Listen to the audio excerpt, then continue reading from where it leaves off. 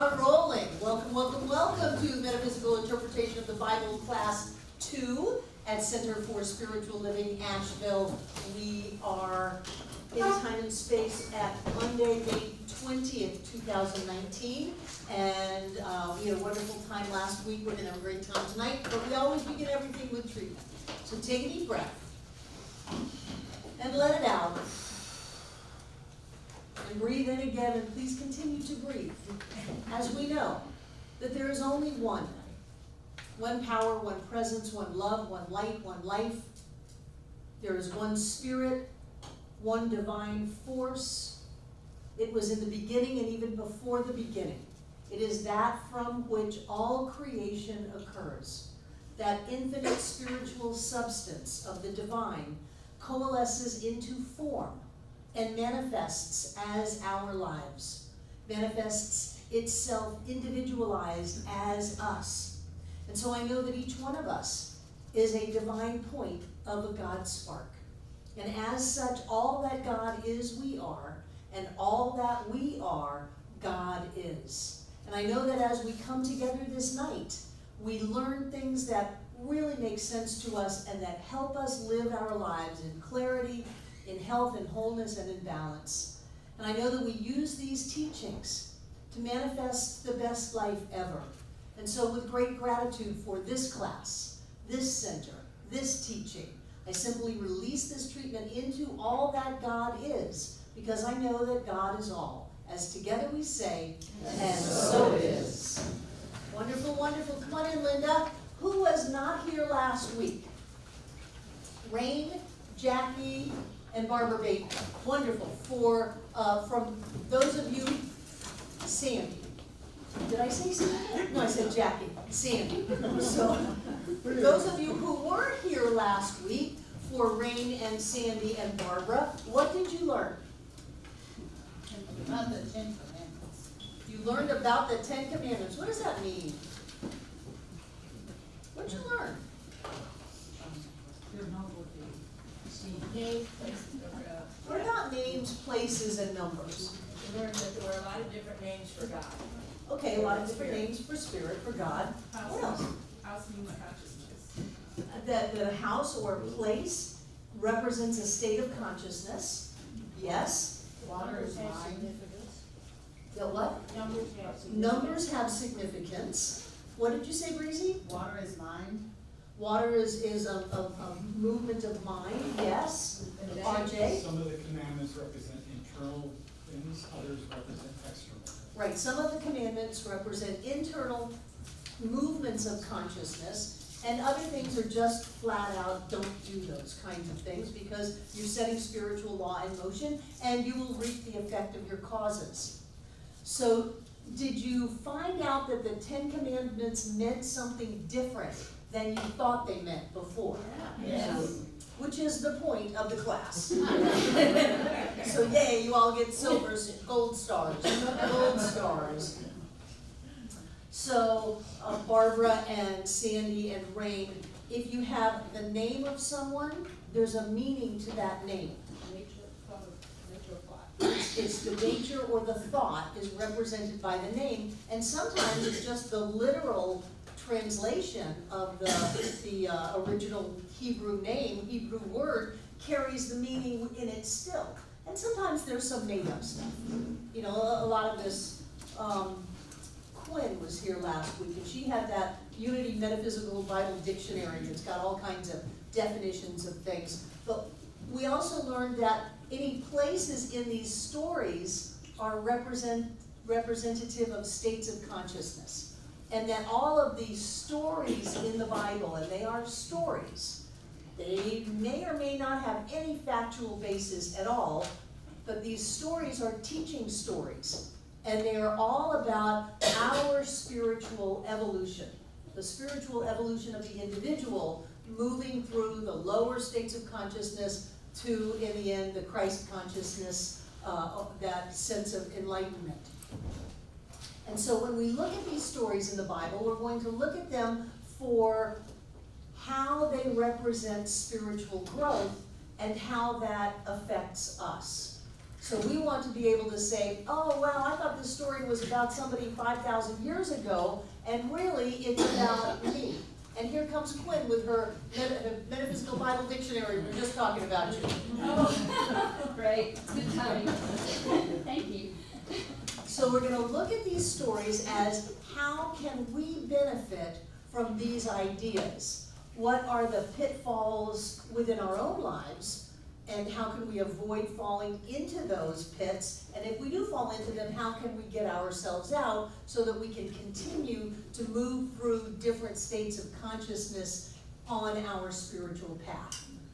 Do you have any questions about last week, or any other comments that you want to make before we jump into this week? RJ and then Jin. Look at literal translations of the Bible by individuals, recognizing now that there were over 360 translations before we even got to the King James Version. So it causes me to really question every word I read in the Bible.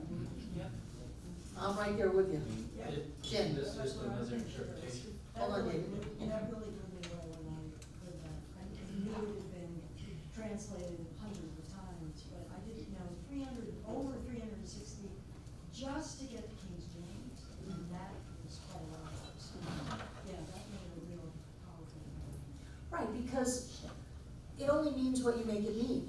So you don't want to give this book, or what someone has told you the book means, a huge amount of power in your life to tell you who you are, or what is right and wrong and good and bad, and do your thinking for you. You don't want to do that. So what we do is we look at the story, take a little step back, and see what it may mean that has nothing to do with or very little to do with the facts in the story, but what the interpretation of that means. And we are interpreting it.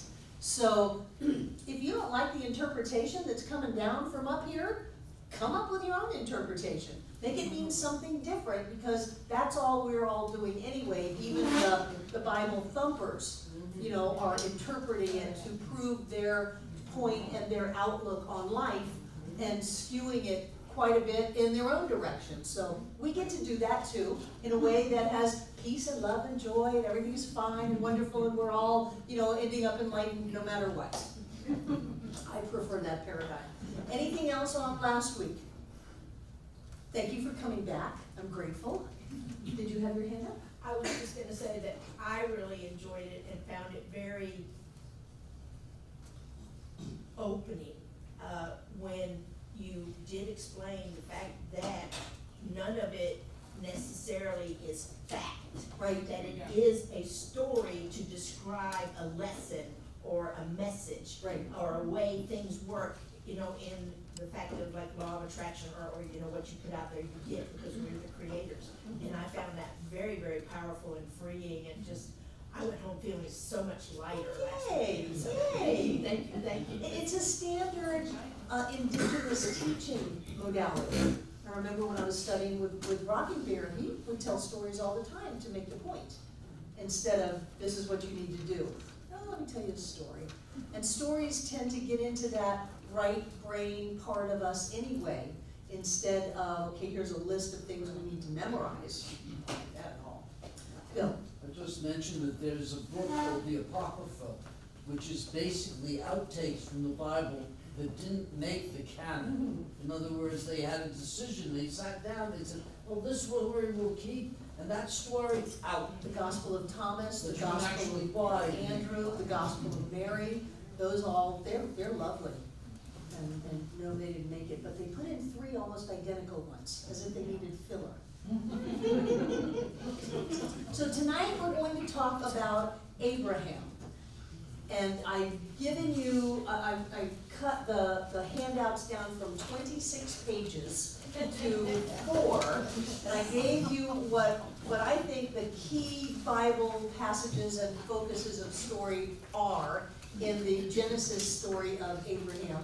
They're on the table out there if you didn't get it. And I'm going to talk a little story and then read a little Bible, and talk a little story and then read a little Bible, so that we're not just doing a lot of Bible. It's actually get really heavy energy. Those of you that might remember the story of Abraham, Abraham was actually named, go to the names, Abram. And his wife Sarah was actually named Sarai. Abram is about faith, and it's the father of many. Now, when his name turns to Abraham, it's a shift in consciousness, and he's gone to the father of the multitudes. Part of the story is that with your seed, there will be more of your children than sands on the earth, meaning that all of humanity is going to come from that genealogical line, which is not factual. You know, we don't all descend from Abraham, but the concept on that exoteric outer level was that he was going to be the father of the multitudes. Father of many, great, but not huge. Father of the multitudes, bigger consciousness, higher consciousness. Barbara, can I ask a question? You said Abram, faith, the father of many. Abraham, how does that look? Father of the multitudes, Father of many. father of the masses. Hi, Ann, David, Mark, come on in. And then we have Sarai, who is actually, it means contentious, hard to get along with, crabby. And that turns into Sarah, which means princess or of noble birth. So remember, in people, the feminine is always what to the male? No, it's the feeling nature. The feminine is always about the emotional nature of the male. So when Abram was Abram, Sarah couldn't be Sarah, she had to be Sarah.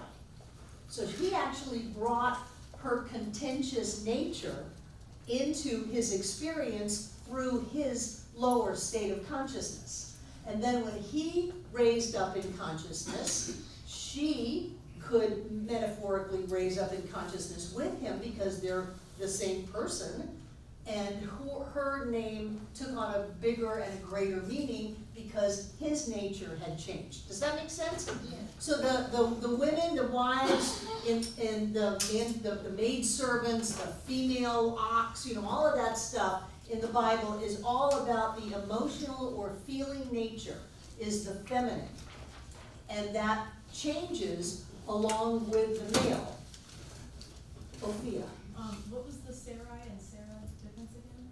Sarai is contentious and crabby, and Sarah is princess or of noble birth. Did you have your hand up, Barbara? No. Okay. So Abraham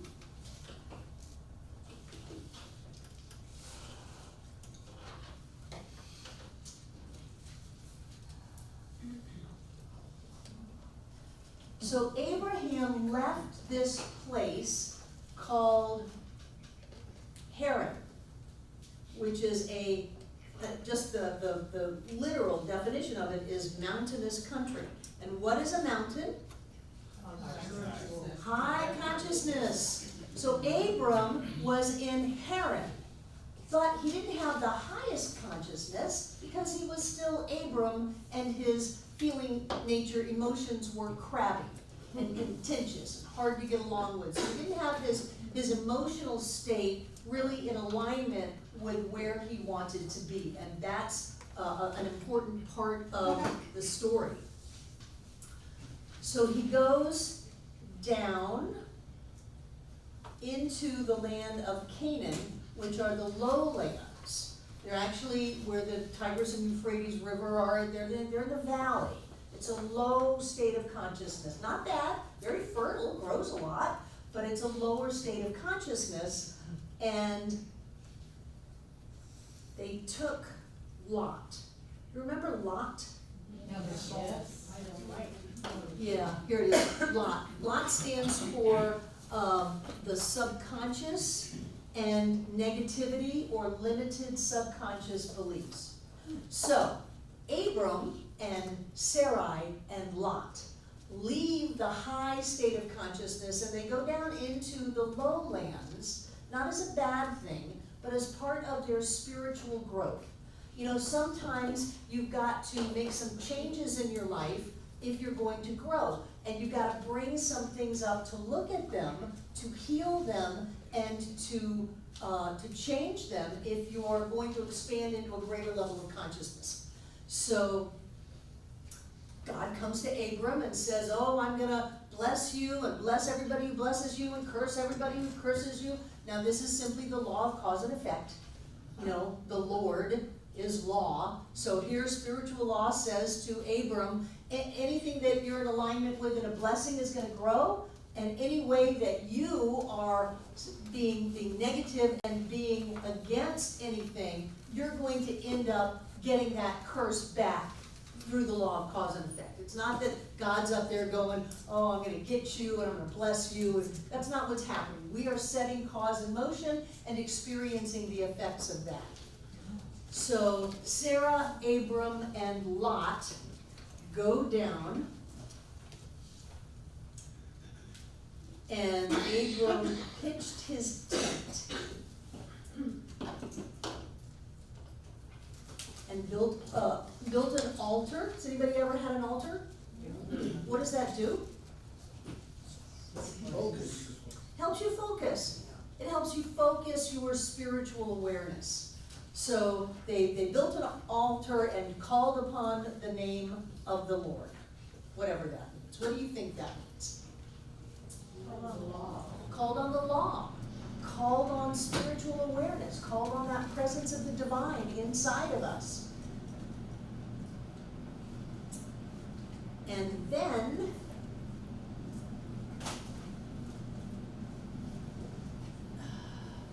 gosh, I've highlighted this and I'm not seeing my highlighted stuff that I want.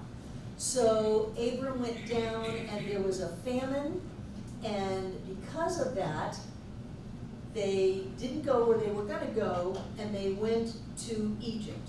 Now remember last week, we talked about Egypt being bondage. So here we go, we've got this pretty high level of consciousness, but the emotions are not in alignment, they're not joy-filled, they're pretty cranky. And there's these subconscious thoughts that have not been healed. They haven't been brought up and brought to the light of day and healed.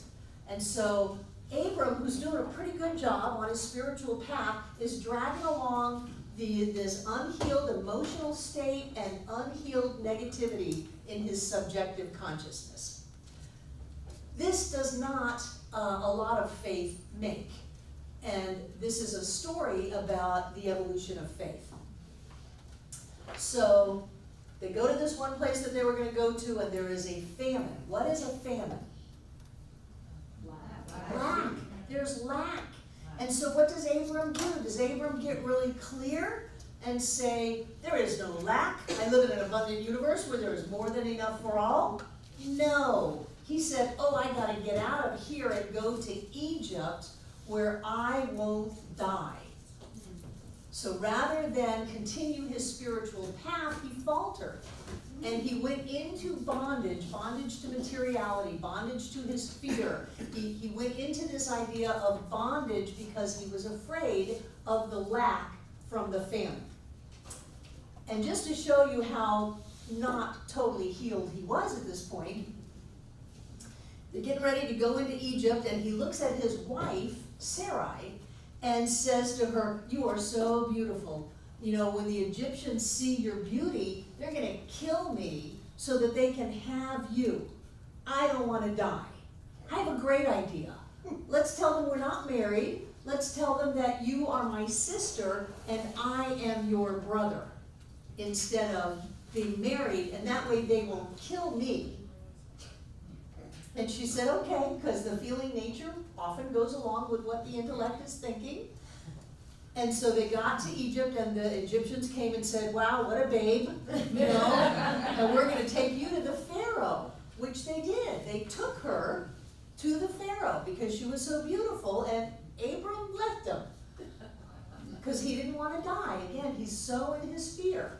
So he's letting them take his feelings, he's putting his feelings into bondage to fear, because in his mind he's afraid, and so his feelings are going right along with that. And when you let fear take your thoughts and your feelings, you're going down the tubes pretty fast.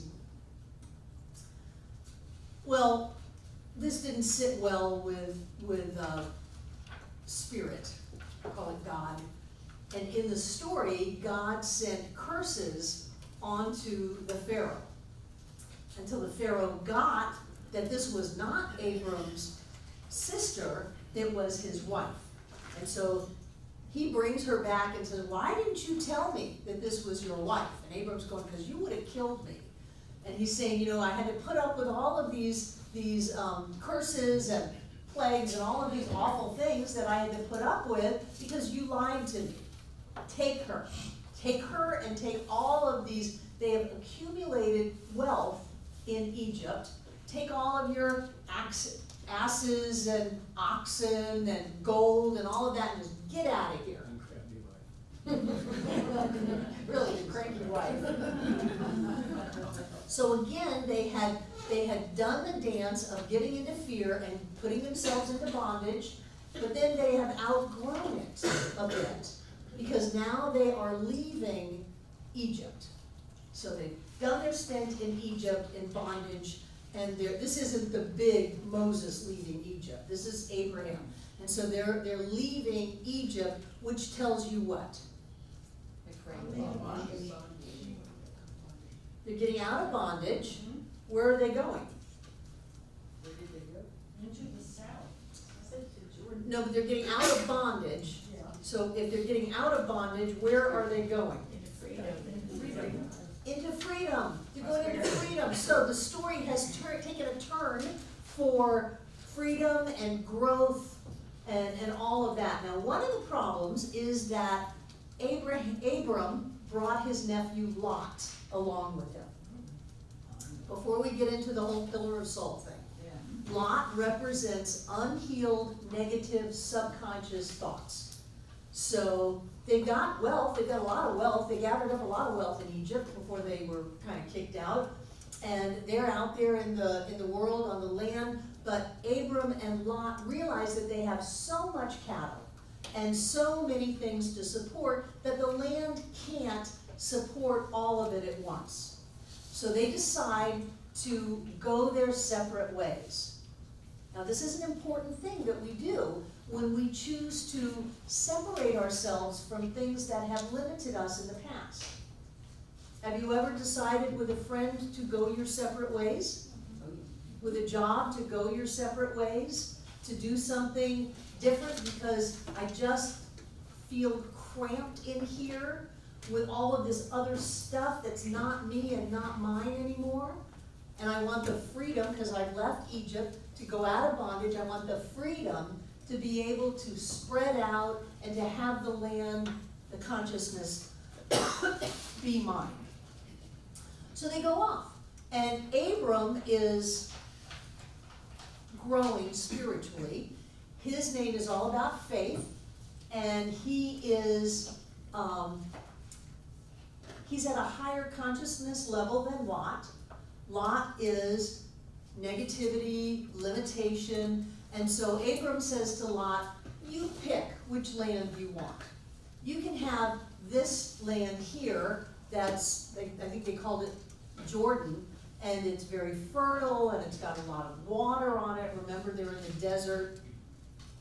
And if you want that, you can have it, and I'll take the other one. If you want the other side, then I'll take this one. He was very generous. He was very clear that he had faith, that everything was going to be okay, everything was going to work out, and he didn't have to try to grab, have a land grab with his nephew Lot. He could say, I'm going to be okay no matter what, so you go ahead and pick.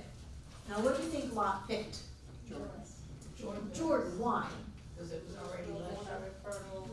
Because it was fertile, it was lush, and because he was coming from more of a consciousness of lack, and so he wanted to grab that where on the outside it looked like it would be able to satisfy him and fill all of his needs, The issue with that was that in that land that Lot picked was Sodom and Gomorrah. Now, you know, leaving alone all of the moral judgment of pleasures of the flesh and all of that stuff, what do you think those two cities were representing in consciousness for Lot? Because Abram didn't pick them, Lot picked them. Just fear of lack and things being taken away from him if he wasn't careful. So fear of lack, but how do Sodom and Gomorrah come into that? Immediate gratification. Immediate gratification. What else? Holding physical pleasure up higher than spiritual pleasure. Not that there's anything wrong with that, occasionally, but not as a main focus of life. That what you are after is immediate physical gratification. Instead of Abram is on his way to become Abraham, and he is on a spiritual journey. So I'm not getting into a lot of the experience with Sodom and Gomorrah and Lot. Just suffice it to say that it didn't end well for him. That when you focus on coming from an unhealed place of lack and focus on getting what you think is going to make you feel fulfilled, then you're going to end up either crashing and burning or having a wonderful healing, and Lot's choice was crashing and burning. Any questions on that part? Okay, we're going to leave Lot.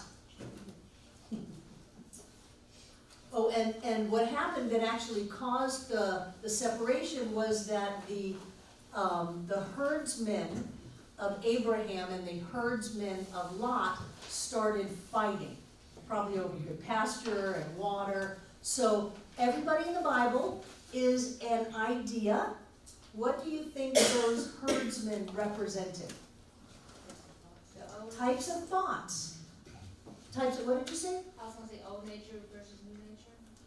Well, they're types of thoughts, and the animals represent thoughts of the lower consciousness, not bad, just animals are going to represent a lower consciousness than angels that are going to represent a higher consciousness. And so the thoughts that tend to those got angry and started fighting. And that's when Abram said, you know, just pick whatever you want, wherever you want to go. It's time for us to split up, and wherever you want, you can have it.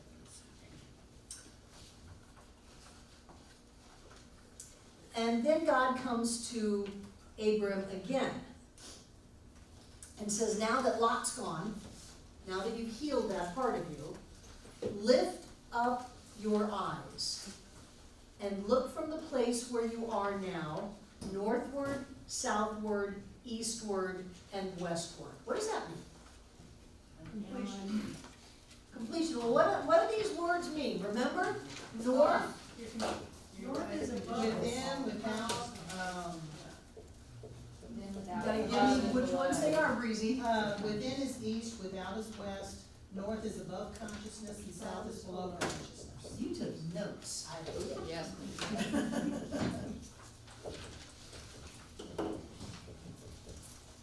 Above consciousness and below consciousness. So what God is saying, what our spiritual journey, what that intuition within us is saying, first of all, lift up your eyes. If you were lifting up your eyes, where were you looking before? Down. You're looking down. He just split up with the unhealed, subjective, limiting thoughts that he had. He just gave away all the good land. You know, he's working on his faith and working on saying, no, everything's going to be all right, but he was looking down.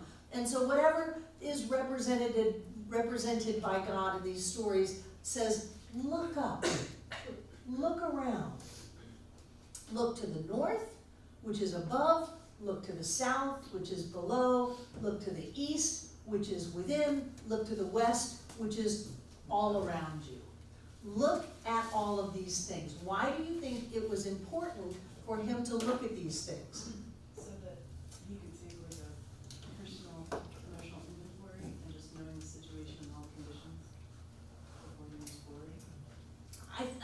so he could just have a bigger sense of what's going on. Yeah, I was gonna say, so she can get out on himself and see the gestalt. Yeah, yeah. And then God says, for all the land which thou seest, and to see in the Bible means to understand, to comprehend, all of the land that you understand, to thee I will give it, and to thy seed forever. So I'm going to give you everything that you can understand, everything that you can accept, everything that you can embody or embrace in your world, you can have it. Boy, does that sound familiar. Yes, To hear. yes. If you can embrace it, if you can embody it, if you can accept it, you can have it. And so going from the contentious feeling nature and the subconscious limiting beliefs, which everybody has, but splitting off of that, from that, there was an opportunity to embrace more awareness of who we are, of what this land or consciousness is. And as we embrace that, we get it. And not only to us, but he's saying to thy seed forever. And keep in mind, Abram didn't have any kids. Didn't have a lot of stuff, but he didn't have any kids. I will make thy seed as the dust of the earth, so that if a man can number the dust of the earth, then shall thy seed also be numbered. You're going to have so many offspring. You know, your lineage will be so much, you'll have as many as grains of sand on the entire planet. That's a lot of people. That's a lot of people to say this is coming from someone who doesn't have any children right now. So children are always ideas. So the ideas that come from you are really going to be transformative. They're going to change things because you have a bigger view, a bigger acceptance and embracing of it. So then we've got the whole thing of telling Abraham and Sarah that they're going to have a baby, and Sarah gives Sarai gives Abram who? Hagar.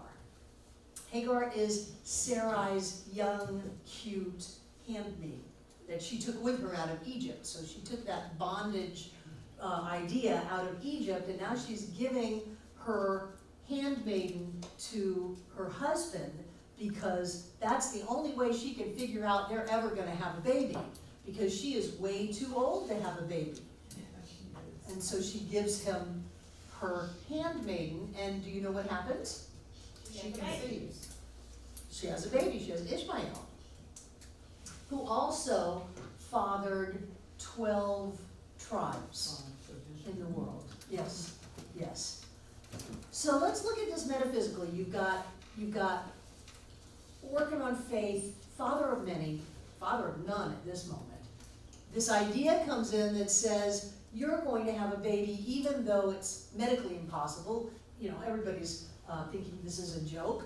And the only way we can figure out how to make that happen is to bring in a third party, because surely the demonstration needed some manipulation to have it come true. It wasn't just going to demonstrate on its own as the miracle that it's supposed to be. And don't we do that? Well, if I'm going to be able to buy this car, then I'm going to have to go borrow the down payment and make sure that my payments are low enough that I can make all the 1 and the 2, and then I'll have to work a really good deal. You know, I'll have to threaten to leave half a dozen times and raise my voice, and that's the only way that's gonna happen. That's what we do. And it's our feeling nature that usually gets into that and says, I'm scared. I don't know how this is gonna demonstrate. I'm working on faith, but I'm not there yet because I'm still Abram, and I'm still a little contentious because I'm still Sarai. I'm a little crabby, and so I'm going to try to manipulate this demonstration so that it will fit in my model of what I think is possible. We've all done that. We've all done that. And so then Hagar has Ishmael, and it's not a pretty picture. What happened? Sarah got really bad. Don't we do that though? She did it. She went and got this young handmaid and said, go sleep with my husband so that you can have a baby. I think they got married, whatever marriage intents are. And this must be what God meant, because what God was saying is impossible. It's just impossible. And then when that demonstrated, Sarai was really mad and she was really mean to Hagar. She was, threw her out, and God said, no, you gotta go back, and then they ended up leaving again, and it was a mess. It was not a happy thing because there wasn't the faith and the trust of letting it demonstrate the way it was supposed to. They got in the middle of it and they manipulated and controlled and messed it up a little bit. Do you have your hand up? In defense of Sarai, she was 90. I'm not even sure she was alive. I'm not sure she's real. So, I heard that too. I heard that at some point, that Sarah was actually, there's some miracle. we are not. Okay. Yeah, no. These are steps. All right. This is a story of actually demonstrating faith. Okay. It's a story about faith. Okay. And Abram is still working on his faith. So he's gotten rid of the limiting subconscious thoughts of Lot. He's separated his ideas from Lot's ideas. He came down from the mountaintop down to the valley, but he's working on raising his consciousness again. He's just going to raise it more in balance with his subconscious and his emotional nature, so that he's more balanced. So God comes to them again and says, you're going to have a baby, and you will be the father of many nations. And this is when he says, you will no longer be called Abram, but you shall be called Abraham, the father of many nations. So the name changes as a result of the consciousness changing. And then later on, he said to Abraham, and as for Sarai thy wife, thou shalt not call her name Sarai, but Sarah, which is princess, nobility. So there's been a real jump in consciousness here. They tried to work it out in such a way that they could understand how it might be. They tried to manipulate the demonstrations and control them and put their own 2 cents worth in. And then they realized that wasn't going to work. And if anything was really going to happen, they were going to have to do what? Have faith. Have faith. They were going to have to let go of their own limiting ideas about what is and is not possible and trust that a miracle could happen. But before that, when God told Abraham that he was going to have a child and that no one was going to really be with Sarah, he fell on his face laughing. Because it's ridiculous. And sometimes don't you just throw your hands up and laugh? Well, whatever, I'm out of options. I tried to control it, it didn't work. If the miracle's gonna come, it's gonna have to come as a true miracle. And when God told Sarah that she was going to have a baby, it was gonna be her baby, her body, she fell down laughing. She said, oh, come on now that I'm an old woman, I'm gonna know pleasure with a man again? And God said, yes.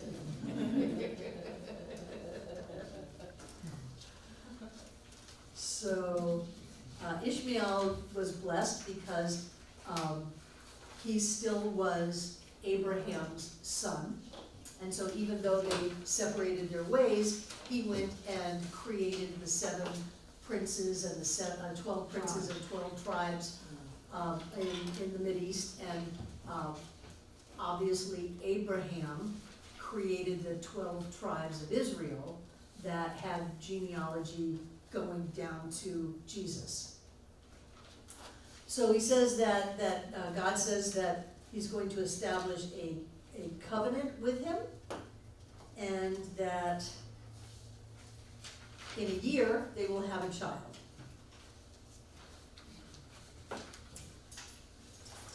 You know, and God is saying, is there anything too hard for me? You know, you're laughing at the idea of having a child at 90, Sarah, but really, do you think there's anything that I can't do? Stephen? Isn't that the point that the kind of a separation between Christianity and Muslim? Remember seeing that somewhere. Some would say that through Ishmael, the lineage goes to Muhammad. It is interesting. So Abraham and Sarah had a baby and named him Isaac. And what does Isaac mean? Do you know? Nope. Laughter. Because they both cracked up when they realized they were actually going to have a child. So Isaac is joy. Isaac is the thought that comes from faith and nobility, and it is birthed as joy. And this is important as the lineage keeps going past Isaac. So this is the story, and stop me, ask questions, or have comments if you want. Abraham is developing faith. This is all about faith.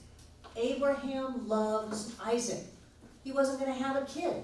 Now he's 100 years old. By now he's like 110. And he's got this little boy named Isaac. He loves Isaac. And yet God tells him to take Isaac up on the mountain with, stay with me, with the wood and the fire for the sacrifice. Sacrifices were something people did all the time. They took a fatted calf or a lamb or whatever, and they built the fire and they put the animal on it, and that was their gift to spirits. So metaphysically, to interpret that, the animal is symbolic of what? Lower thoughts. So they went up on the mountain and took the lower thought and sacrificed it, elevated it, gave it up for their spiritual connection. So let's not get too caught up in burning flesh and things like that. So Abraham grabs Isaac, and they walk for 3 days till they get to the place of the sacrifices, and Isaac is saying, hey Dad, where's the sacrificial animal? And Abraham says, God will provide. What is that phrase? Yahweh. Yeah, but what is the phrase? It's a favorite phrase of traditional Christians. It's a very cool phrase. It's in here somewhere.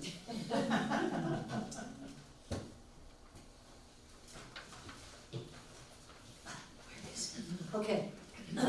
So they're going up to the altar, and God is telling Abraham that he's going to sacrifice Isaac.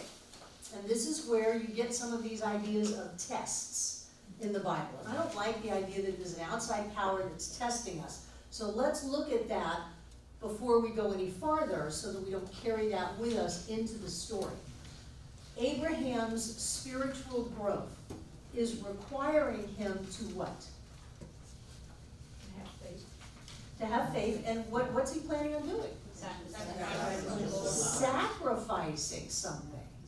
It's requiring him to sacrifice something for his greater good, something that he holds very precious.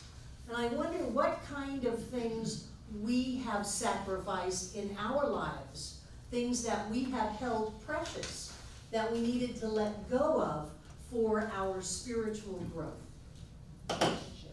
Relationships. What else? Fear. Money. What else? Guilt. Yeah. Anybody in 12 steps? What'd you sacrifice? Other than a lot. Because you knew that something was in your way of your spiritual growth.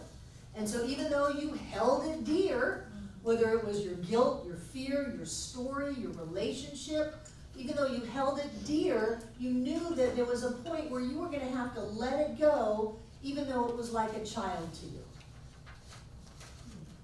Does that make sense?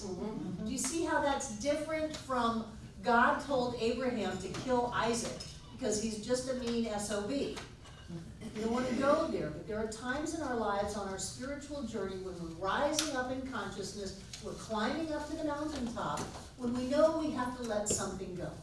And when we know that our spiritual growth is more important than our love for that thing. And so, Bill.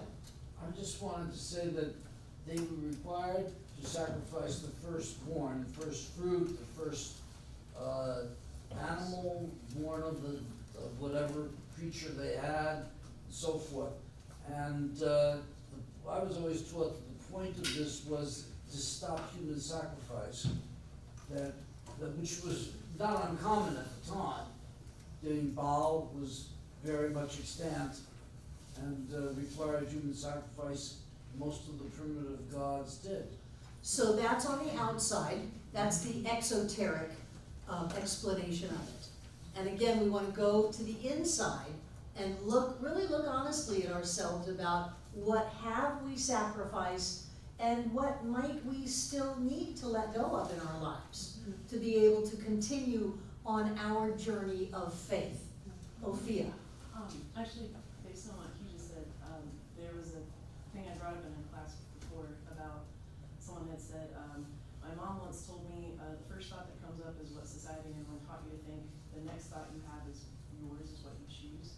So it almost kind of lines up. So give up your thoughts that other people have fed you. Whatever it is. So this is the story of faith. This is not a guy. It's not a real kid. You know, this is a story of the evolution of consciousness within each one of us of moving into greater levels of faith. B. I just brought, this lesson is incredible because it brought to my mind when I left a certain part of my life. I remember waking up in the middle of the night saying, there has to be more to life than this. And with that, everything else started falling into place and the changes happened. But that was the point, and I think that's the point here. Exactly what happened to Abraham. How many of there us has have to be more said, to life than sacrifice. we'll walk away from everything. Yeah. If this is it, we don't want any of it. I mean, I think that's where suicide comes in, is that if this is all that there is, then I'm out of here, because there's got to be something more. But how many of us have packed up everything that we owned and moved? Yeah. How many of us have left family and friends and gone into the unknown to be able to have just a chance, just a shot at a better life? Judy. The phrase I'm thinking of is let go of God and turning it over. Right, as long as you're not turning it over to an outside Right. God, you're turning it Right. over to that part of Exactly. you That was, yeah. yeah. Good. So, Jane. I actually went to the Arctic and to unexplored terrain, just to get a. You are a wild woman. People don't know that about you. So, Abraham is climbing up the mountain. He builds the fire. He ties Isaac up with ropes, because I guess by now Isaac is not a fan of what's happening. He knows what's happening. There's probably some resistance going on. And he puts Isaac on top of the brush and pulls out his knife and goes to slit his throat. Now, at what point is Abraham at in his process right then? Well, he's fixing to kill him.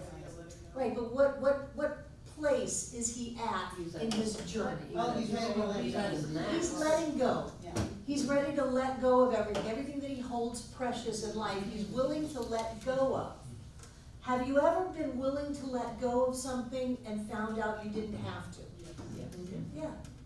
So that's what happens in this story. All of a sudden, God is saying, no, wait. brush, there's an animal, perfect for sacrifice. I put it there for you so that you can take Isaac off the pyre and use the animal instead, but it was a process of being willing to let everything go for a shot at a higher state of consciousness. And when we look at this story and say, there's an outside power who's gonna take away everything that you love and make you give it up, because anytime you have any joy in your life, which is the name Isaac, anytime you have any joy in your life, it's wrong, and so not only are you gonna lose Isaac, but you're gonna have to do it by your own hand. What a horrible story. But if you look at it there are times in our lives when our desire to be more connected, to have more trust and faith, to have a greater awareness and understanding of our consciousness, we're willing to let it all go so that we can, no guarantees here, so that we can have a chance at that greater level of awareness. And then, in the story, Isaac got down, they slaughtered the sacrificial animal, and they went back down home as if nothing had happened, although I think the kid might have needed therapy. And that was basically exactly what I was gonna say, the idea of Isaac being the joy, especially with something like sobriety or something, like getting ready to kill your own joy, and then once you actually let it go, you realize that wasn't even joy, that wasn't even the sacrifice, the joy was still there. Right, Yeah. right, so you didn't really sacrifice it, you really did get more. And isn't there that part of us that knows that there's more, there's higher levels of consciousness, there's more connection, there's more love, there's more faith. And if we can let go of what our lower tendencies are to hold on to the things that we think are going to make us feel better, if we can let go of some of those, then we can at least have a shot at this greater level of beingness that we all sense. I think it's what has driven many of us, that there's gotta be something better. It's actually our willingness to let go.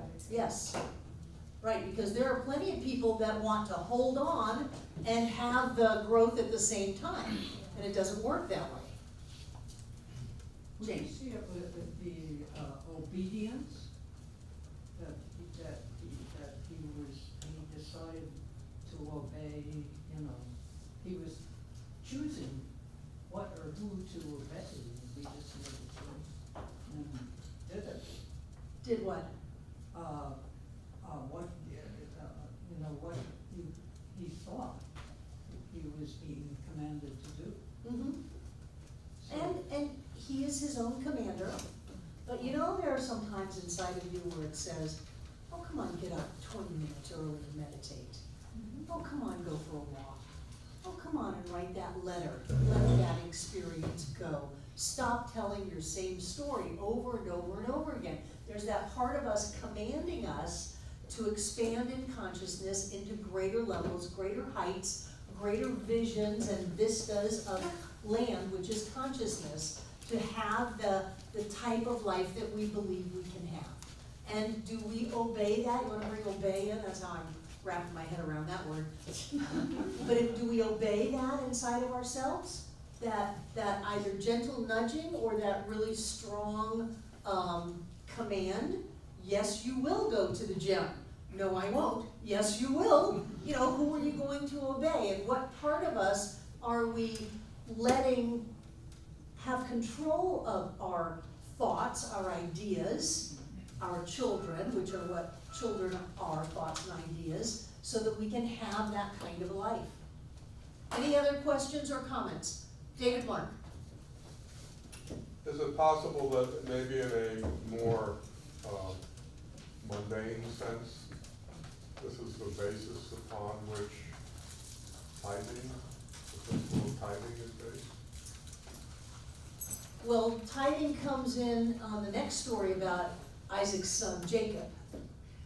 They actually address that topic, but sure, the Hebrew culture had them giving money, buying animals and sacrificing them and doing all of that as a way of giving into their religious culture. So, is that a first step, sacrificing animals? Sure. You had to go buy the animals. That's what got Jesus so mad in the temple, is that you had to take your shekels and get Roman coins to buy the animals to sacrifice, or to give money to the priests, because the Hebrew currency was not good enough. It wasn't Israel yet, so I had trouble with calling them Israelites. The Hebrew currency wasn't good enough because it wasn't Roman. But that culture of tithing is very strong. I mean, it says here, I mean, it's particularly this part that, it will be returned multiplying. Mm-hmm. I'm a big fan of tithing. Jen? At the end of the story, it says the angel of the Lord called upon Abraham, and then he said, I will bless thee, and I will multiply thy seed as the stars of the heaven, and as the sand which is upon the seashore, and thy seed shall possess the gate of his enemies. Can you explain? No. I have no idea what the gate of his enemies are. Okay. That sounded intriguing. Do you think, Ophia, and then David. do you think maybe it could be like your further thoughts, your further growth will have the gate of keeping those thoughts away? Could be. It's your interpretation. Absolutely. Your thoughts will keep those negative thoughts away. Okay, when did weren't they called Palestinians, or when was that before? No, there was no Palestine then. Canaan was before Palestine. Okay.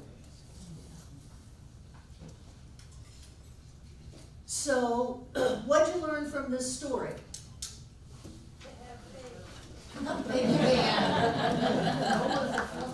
David learned if you tithe, it will be multiplied and come back to you. And then no child was murdered. No child was murdered. Go with the flow. Go with the flow. Let it go. Let go. So if you have a change in consciousness, you'll have a change in nature. If you have more faith, your entire nature will change. And do you think life gets easier once you have your nature change? Yeah. Good. Okay, that's the first story tonight. When we come back from our break, we're going to talk about Jacob, Esau, and Israel.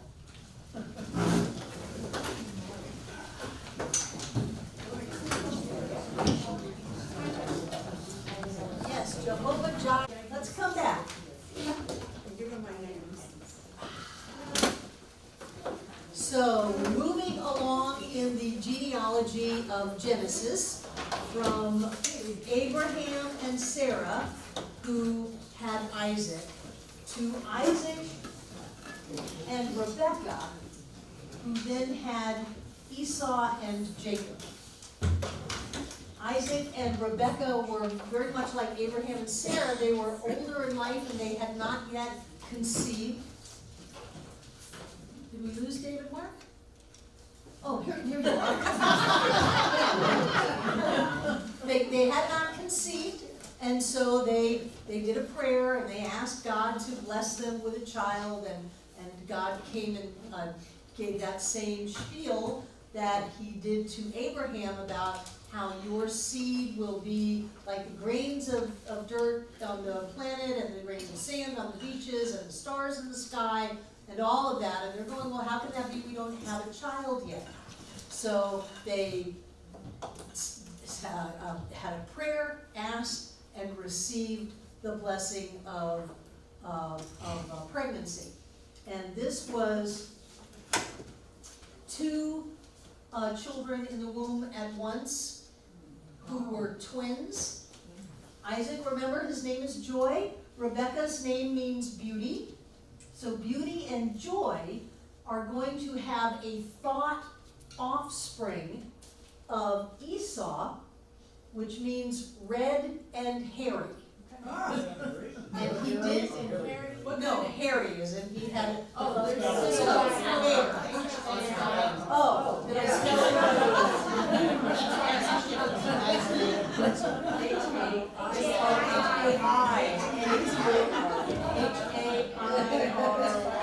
Harry. I'm still waiting for my spell check whiteboard.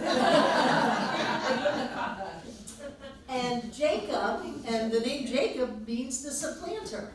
I remember when my grandson, they were talking about naming him Jacob, I said, don't name him Jacob. Jacob means the supplanter. So that didn't happen. To take away. Yeah. So the end of the story is that Jacob is going to take something away from Esau. Well, supplant means to literally plant under something, so couldn't that be, I don't, maybe not this, but couldn't that be seen as, what are you saying? You can see it any way you want. Yeah, that's not the way the story comes out. So all during Rebecca's pregnancy, these two little beings are fighting. They fight through the whole gestation period. And that's because they are opposite thoughts. Esau is of the earth. He's a good hunter. He's a good runner. He's very physical minded. Jacob is of the intellect. Esau is physical. Jacob is mental. Again, this is an evolution of consciousness. Every story in the Bible is an evolution of consciousness. It's about our own spiritual growth.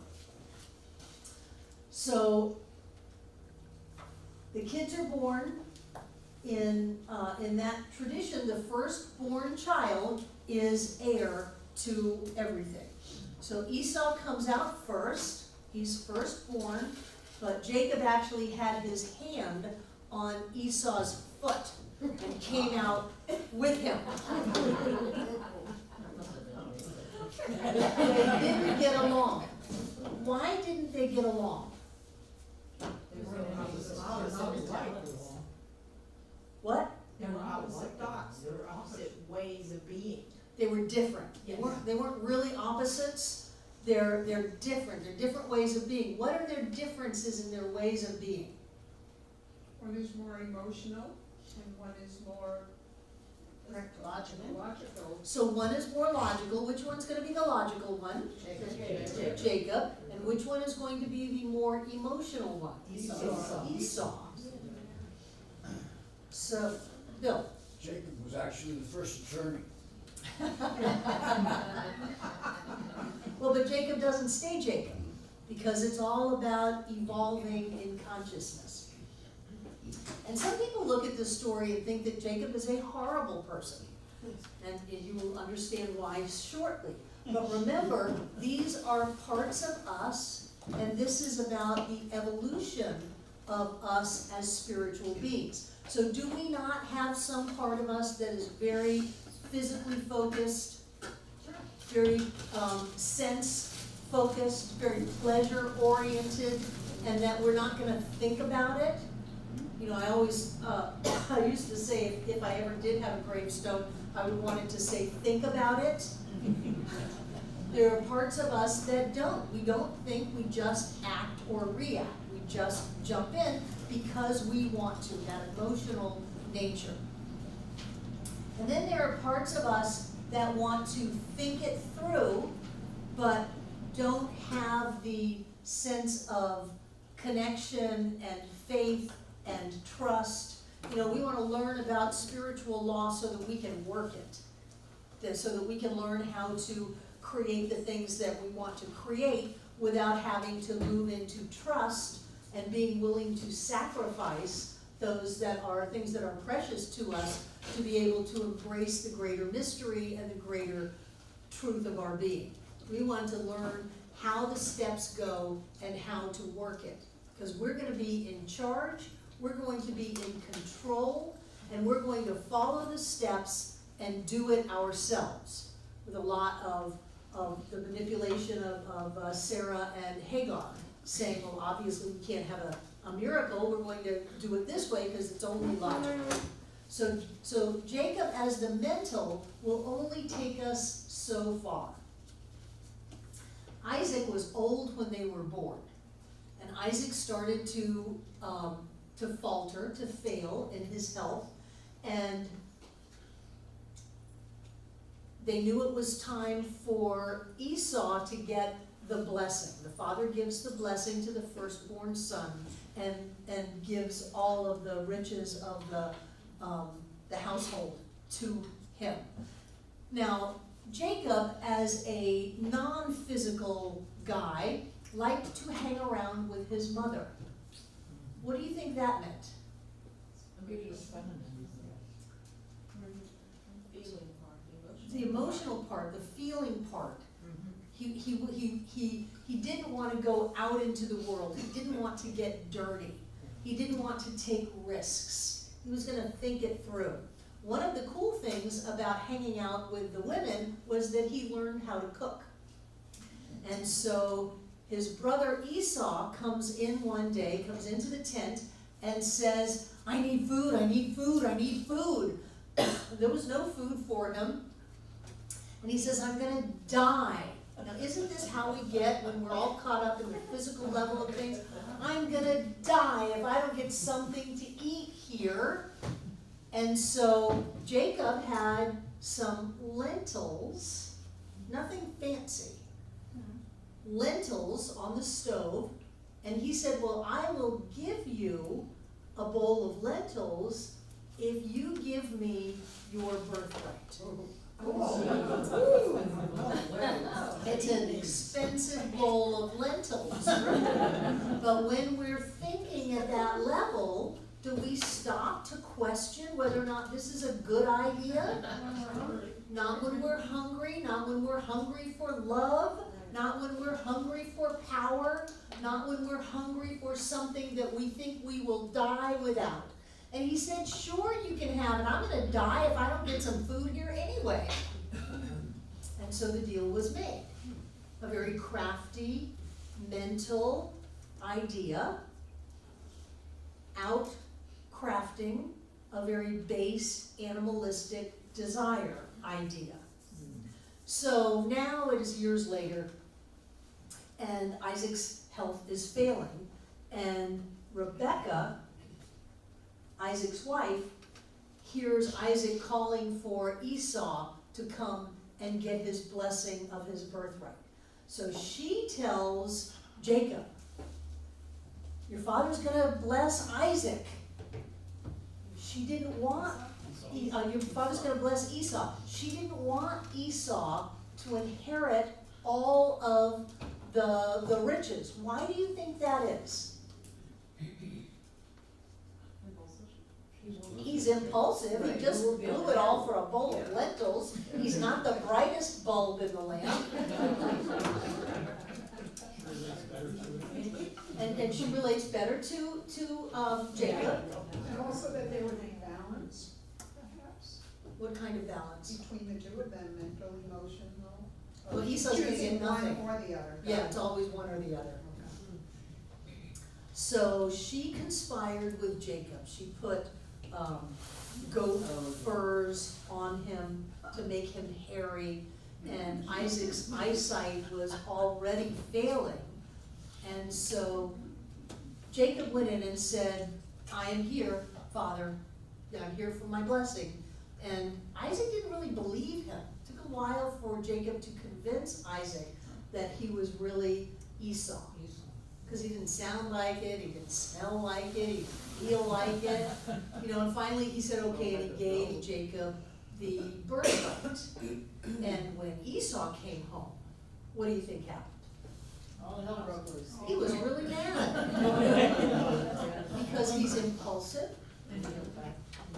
because he's at that lower animal state, physical state, not animal state, but lower physical, more primal state. So he was really mad, and they needed to get Jacob out of town. So Jacob goes, where did he go?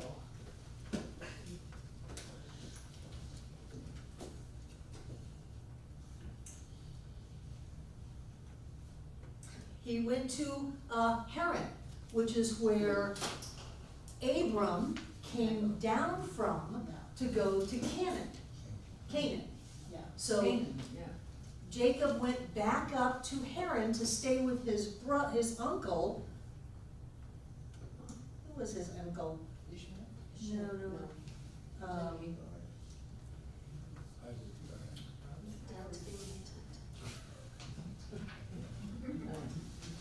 Yeah, where is that name? Starts with an L. Lot. No, it wasn't Lot. No, it wasn't Levi. It means light, though. Oh, yes. So he went to the light. Lucas. Laban. Laban. He went to go be with Laban, which is white, clear, shining thought. Laban. So Jacob goes to Laban and he works there for about a month, and Laban says, what kind of wages do you want? Well, Jacob met Rachel. Jacob met Rachel at the well. What is a well? Water. Consciousness. And she was tending to her father, what was his name? Laban, his sheep. So she was the shepherd of the family. And Jacob met Rachel and fell instantly in love. So Rachel was Laban's second daughter. And he says, I'll do anything you want if you let me marry Rachel. And Laban said, well, you can work for 7 years and then you can marry Rachel. And so he worked for 7 years. Does anybody know this story? It's good. 7 is good. What is 7? Perfection, a perfect amount of time. Perfect amount of time. And what does Rachel mean? Beauty. No, that's Rebecca. Yeah. Rebecca. You said Rachel, pure thoughts. Rachel is pure thoughts. This was my backup story. So 7 years comes around and they have a wedding, and the next morning, Jacob notices that that wasn't Rachel, that was Rachel's sister Leah. And he goes to Laban and says, you tricked me. And Laban said, well, hey, we gotta marry off the first daughter before we can marry off the second daughter. If you want Rachel, you can work for another 7 years, and then you can marry Rachel. So Jacob, which is at that mental level, is doing some ciphering and figuring it all out and saying, well, I just did 7 years and I didn't get Rachel, so I can do another 7 years if I can get Rachel, and agreed to the situation. What was the first daughter's name again? Leah. And did you tell us what it meant? No. Isn't there something about seven fat years and 7 lean years? Yeah, That's Joseph in the Technicolor guy. yeah, that's when the famine came to Egypt. Oh, okay. And somebody was a dream interpreter. So Jacob is moving from the mental realm to the spiritual realm. And he's got some processes that he goes through. One is he goes up onto a mountaintop and puts his head down on stones because it's getting dark. Do you remember, did we talk about stones last week? No. Think about what stones might mean. Hardness, strength, foundation, strength, mobility. It could be weapons. Solid. Stones are symbolic of truth. So Jacob laid his head down on truth. What do you think that might mean? Oh, mental Jacob, laying his head down. Pardon me? He has some realizations. No, but what did it mean that he laid his head down on a stone? Oh, he's seeking truth? He's mental. Jacob means the mental realm. What is it with his head? He laid his head down. He stopped thinking, Pardon me? logic down and moved into spirituality. He laid the logic down on truth. And then he had this dream. Did you ever sing Jacob's Ladder when you were a kid? So he had this dream that there was a ladder going up to heaven, and angels were going up and down on the ladder. You have any idea what that might mean? Give it some meaning. Consciousness going up and down. Consciousness going up and down. What have you got with a ladder to heaven? Access, connection, access, transportation, really.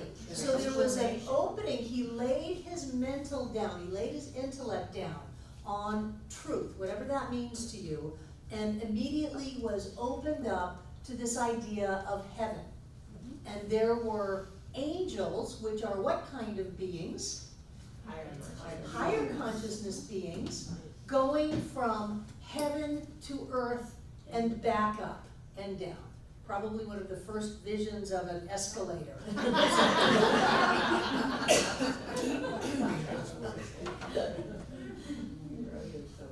And when he woke up, he poured oil on the stone and made a promise to tithe. Made a promise to tithe to God. He has had a transformation of going from the mental, intellectual realm into the spiritual awareness. So his commitment was to tithe. He had had an epiphany. He had changed. So what's going to change? His name is going to change. It doesn't change yet, but it's right around the corner. Jacob's name is going to go from supplanter to Israel. Israel is another name for Christ. So he's going into a Christ consciousness, an opening of this consciousness. He's gone up to Hagen. No, Haran. He's gone up to Haran. He's connected with the bright light. He's connected with the daughter of the bright light. He's fallen in love. He's given 2 rounds of a perfect number of completion so that he can have those feminine aspects in his life.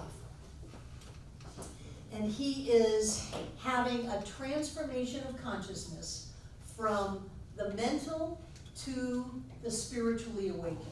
So really, because everybody in the story is us, we are going from this, which is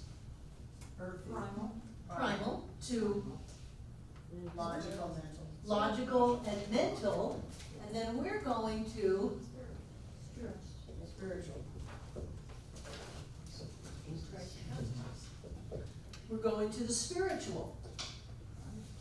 We have to be careful not to sell our birthright for a packet of lentils. We have to be careful not to sell ourselves down the river for approval or something that we think is going to make us happy, even when we are, desperate for it. We have to develop the awareness of ourselves to not sell ourselves short for a simple, immediate gratification, and have the awareness of the intellect and the mental realm to make better choices, and then place that mental and intellectual realm down and open up to a greater spiritual reality. That's the story of this.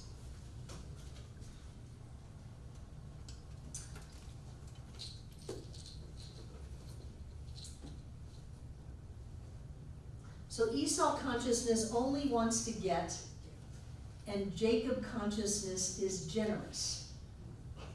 Tithing is an act of faith that comes with spiritual growth.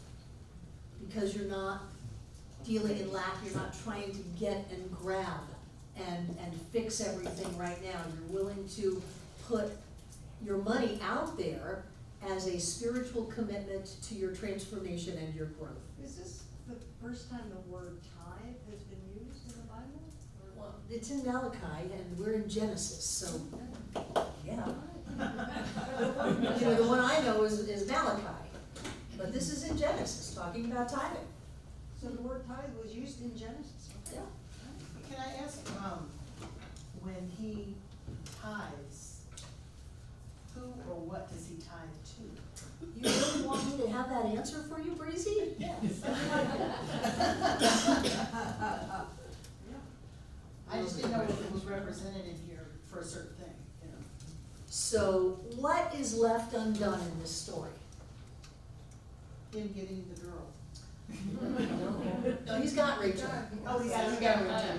But what- him getting his birthright. Yeah, he's got to get. Him getting his, you gotta give me a little more clarity Oh, on I'm that. sorry, Israel getting Getting his his birthright from Isaac because he ran away when Esau was gonna kill him. Exactly. So there is still no peace here. Yeah. Jacob is afraid of Esau. And Jacob hasn't had his name changed yet. We kind of skipped ahead to that. Sorry. But Jacob has not had his name changed yet because he's still afraid of his brother. And he realizes that to have peace, he has to make up with his brother. So he sends a runner to his brother and says, you know, I'm here and I want to meet. I've got wives and oxen and cattle and sheep and gold and all of that stuff, and I want to meet with you to see if we can't bring our brotherly love back together again. Because the higher consciousness will always want the healing. You know, you don't hold on to grudges, you don't hold on to upset. As you evolve in consciousness, you're much more willing to let people off the hook, and you're much more willing to make amends where amends are deserved to be made. But then, Jacob gets afraid. He goes down in consciousness, and he says, well, maybe, just in case my brother's gonna kill us all, maybe I should separate all of my belongings into two different camps. And then if he slaughters one, I still have the other. This didn't do well for Jacob, because he went into fear. And when he went into fear, things don't go well.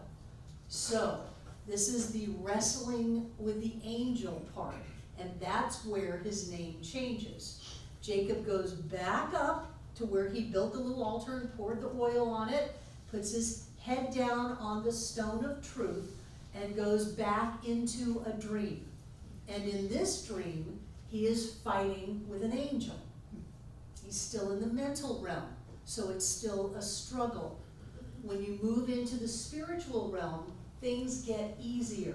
But he's still trying to separate his belongings because he doesn't want his brother to take half of it or kill half of it.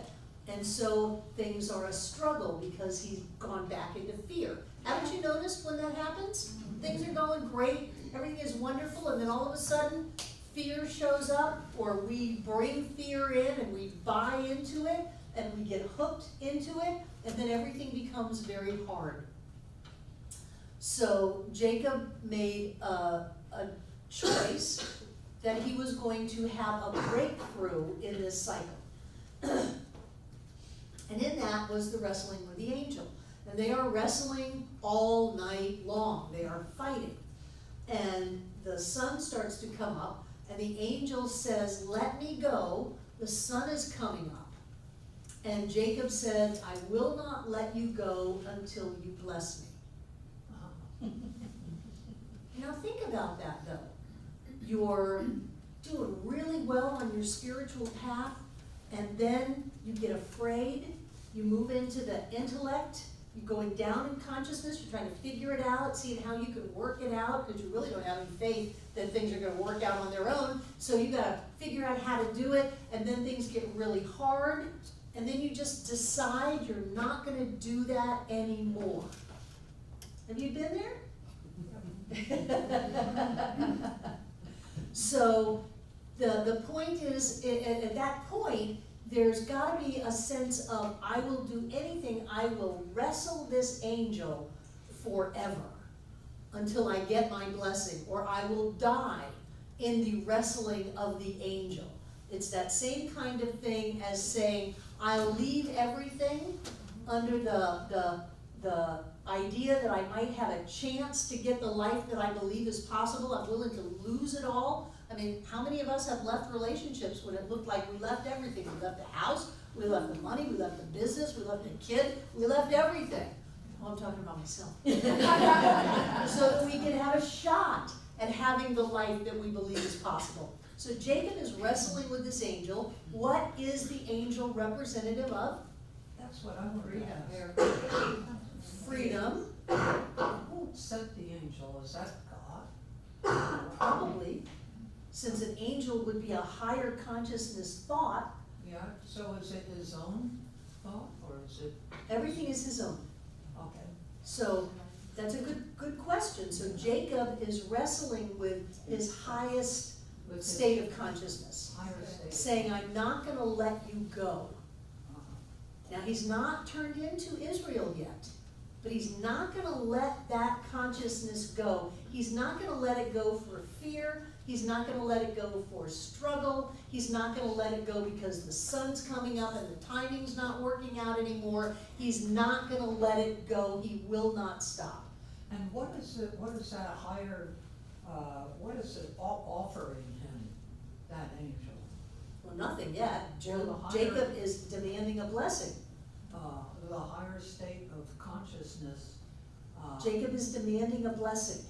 From the higher state of consciousness? Yes, or Jacob. Well, since the angel is not a vampire, the sun coming up is, once he gets to a point of illumination, then he has succeeded in getting what he wants from his higher self.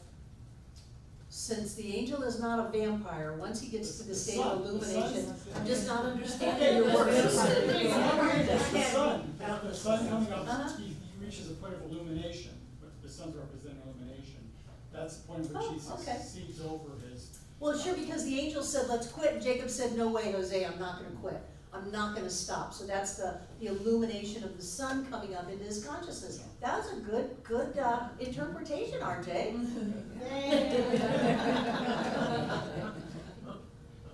So what do you think happens? He gives him a blessing. The angel gives him a blessing. And at the point of the blessing, what happens to Jacob? He becomes Israel. Yeah, he lets go of all He this. lets go. Yes. He lets go, yes. And Israel is not afraid of Esau. Isn't that interesting? And also with his fear, he's let go of all his fears. He did, he let go of his fear and he transformed in consciousness, went up in consciousness, if we're gonna use up and down, and is not afraid of the more animalistic impulses of life. Uh-huh. And haven't you noticed that when you're in the mental realm, the intellect, you can get very judgmental of yourself? And when you're just, hanging out and everything's great and you're just flying high, it's like everything's okay. You want a hamburger, eat a hamburger. My gosh, everything is just fine because everything is God, everything is spirit, everything is perfect, everything is wonderful. So you let go of all that judgment and you're not afraid of yourself, of all the aspects of yourself. Bill? I was just wondering if you had some ideas about Israel being a man, having his choose God, if he wants to, or not even choose God, and an angel, which is a creature of God, which can only do God's will. That's on the outside. What we were just talking about was the angel was a metaphor of Jacob's higher consciousness, Israel. So it's not an angel that is doing the will of an outside God. It is Jacob, the intellect, embracing and not turning loose of his higher state of consciousness. And it was symbolized by an angel. But it's all about inside of Jacob. Yeah. Brenda? So this is, backtracking, but it bugs me. So whenever Jacob became Esau and betrayed, his brother, and then, what was his name? father of Rachel, I mean, whenever, he did the same thing. Laban, yes. He did the same thing that Jacob did, really, so is that not like another sort of karmic lesson there? I mean, The lessons that I look at is that I've done all of those things. mhm. Yeah, I mean, I've done all of those things. I've tried to manipulate circumstances and be someone that I'm not to try to get something that I think I need when I don't. You know, I've compromised my integrity, I've sold myself short, I've done all of that stuff. I've made agreements that I haven't kept, and then said, oh, well, it's the culture, you gotta marry off the older one first. You know, yeah. A lot of people really don't like this story of Jacob. They think he's a thief, they think he's awful, and they don't understand why God blesses him when he's done such horrible things. Instead of looking at it as this is the evolution of consciousness in each one of us. To go from the more primal view of life into the intellectual view of life, where you think you've got it all handled and figured out, to the point where finally you say, I'm gonna let it go, and I'm not gonna stop until I get that experience of the higher state of consciousness, that awakened state of the Christ or of Israel. It's happening inside of all of us, and it's probably happening numbers of times a day. And it's a good thing to be aware of. Now, after Jacob became Israel, he now had Leah, and he had Rachel, and he had two handmaidens. And out of that came the 12 tribes of Israel. Oh yeah, they were, they were intense. It was a free-for-all. So he then, once he had that awakening, was able to carry through the blessing of Abraham to have the 12 tribes of Israel come through him. And the lineage is evidently of the father's side. Doesn't matter who the mother is particularly.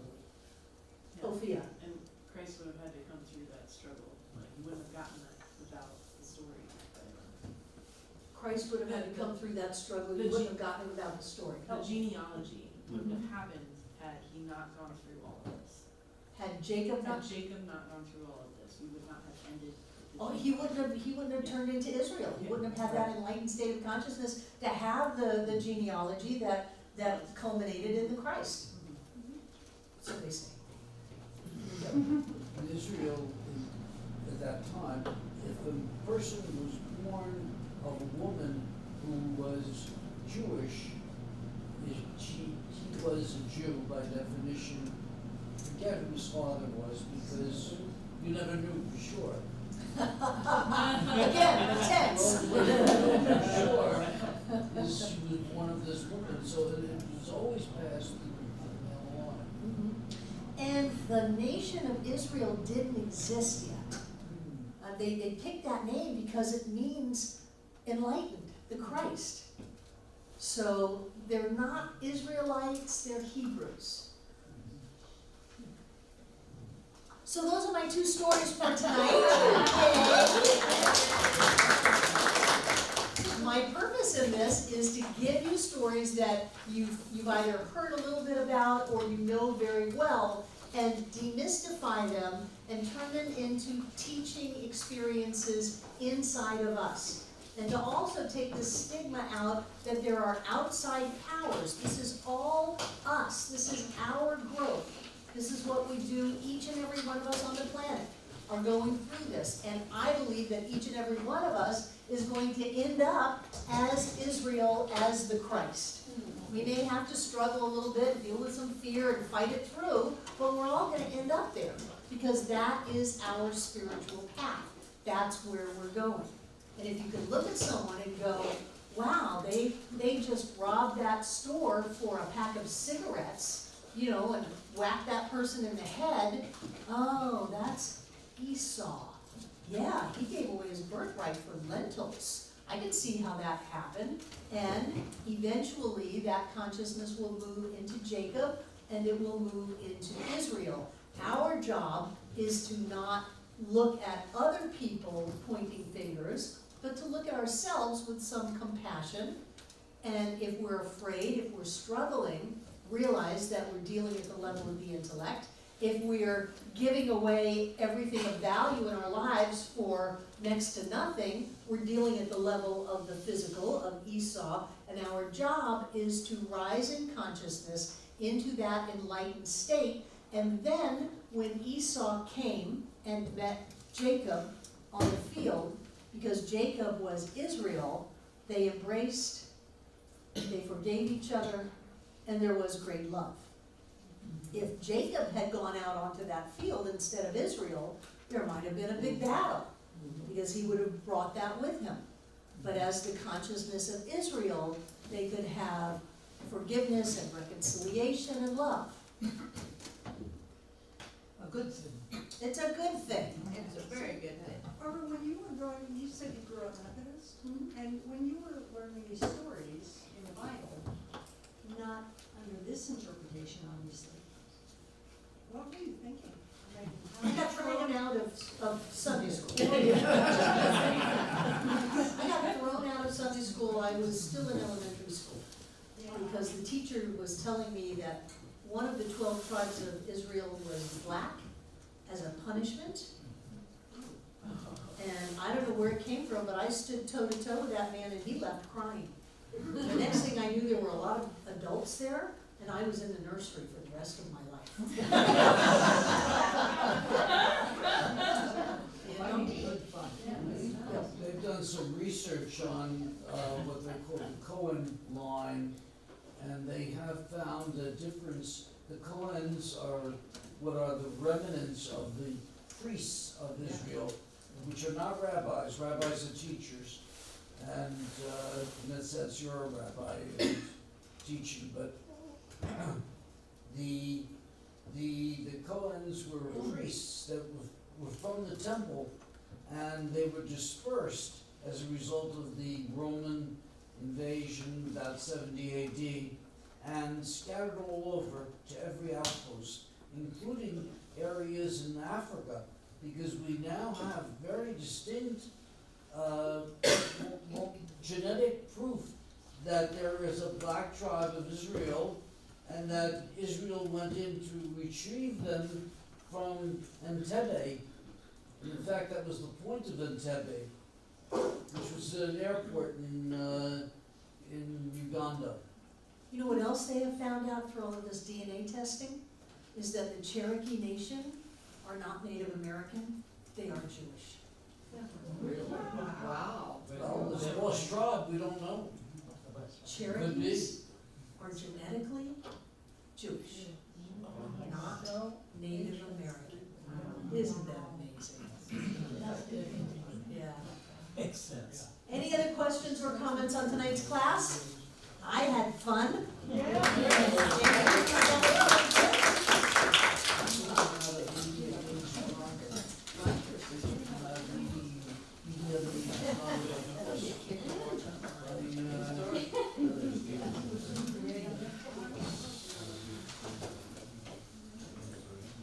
And what I know is that Spirit is all in all, as all is all. I know that our own evolution is a constant rising up in consciousness into that awareness that God is us and we are God.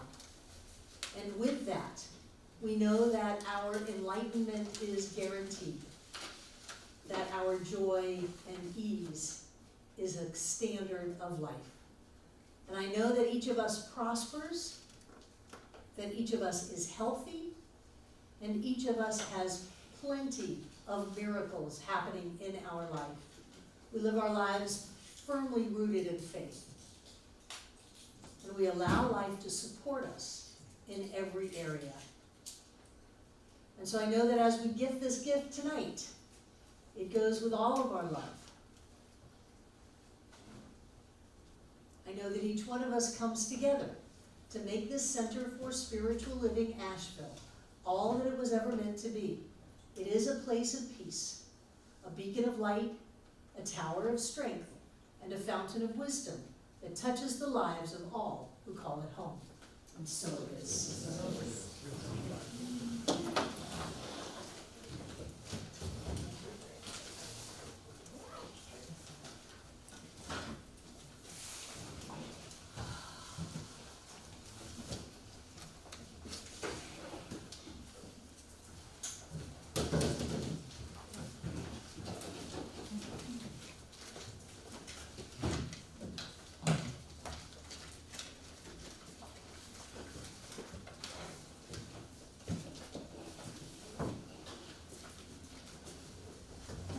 everything in these baskets is blessed, because when we give, we go with our gift.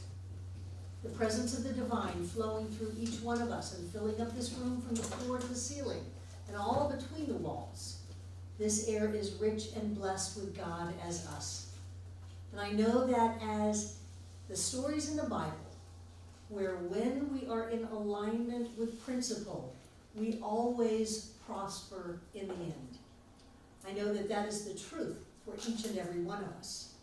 And so as we give this gift out, it comes back to us multiplied over and over and over again. And I know that we are blessed. I know that all is well. And so it is. And so it is. I love you guys. Have a wonderful week. I'm speaking Sunday. I'm going to be tomorrow.